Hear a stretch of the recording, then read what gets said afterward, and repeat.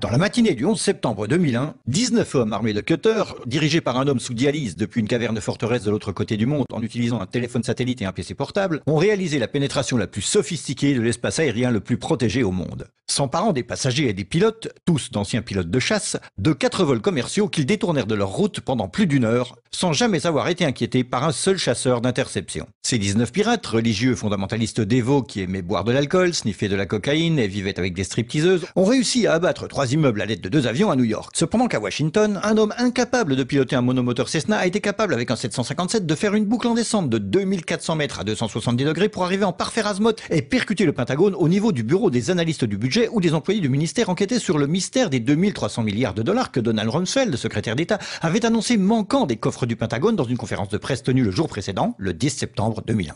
Par chance, les médias ont su qu'il avait fait en quelques minutes. Osama bin Laden. Et les grands pontes en quelques heures. Osama bin Laden. Les officiels dans la journée. Terrorists who committed these acts and those who harbored them.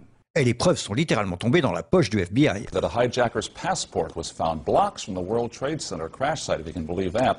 Mais pour une raison ou une autre, des conspirationnistes fous ont demandé une enquête sur la plus grosse attaque perpétrée sur le sol américain de toute l'histoire. Cette enquête a été retardée, sous-financée, sabotée, en conflit d'intérêts et menée secrètement du début à la fin.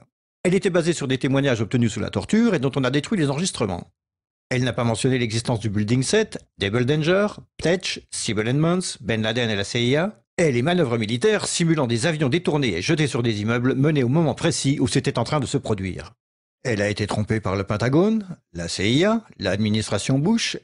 Et à propos de Bush et Cheney, eh bien, personne ne sait ce qu'ils ont dit car leurs témoignages étaient secrets, pas enregistrés, pas sous serment et à huis clos.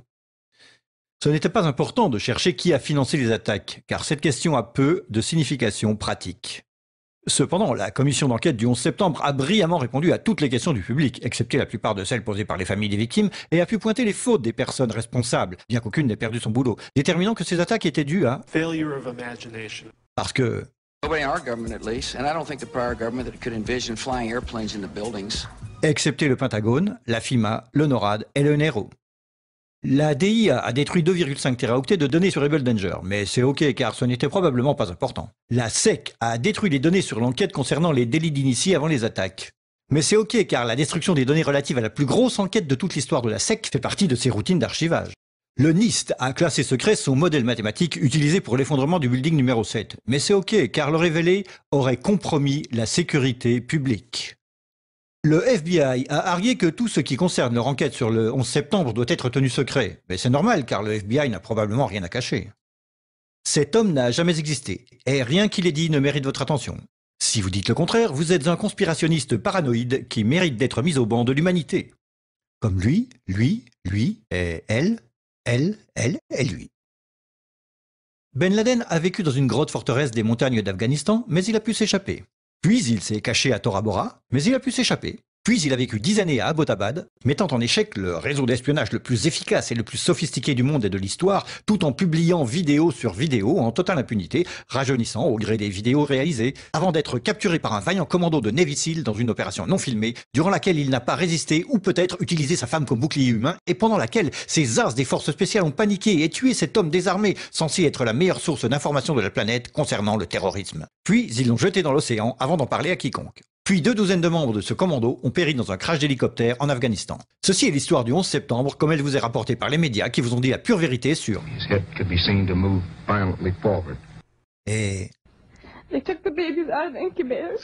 Et... Mobile production facilities. Et... The rescue of Jessica Lynch.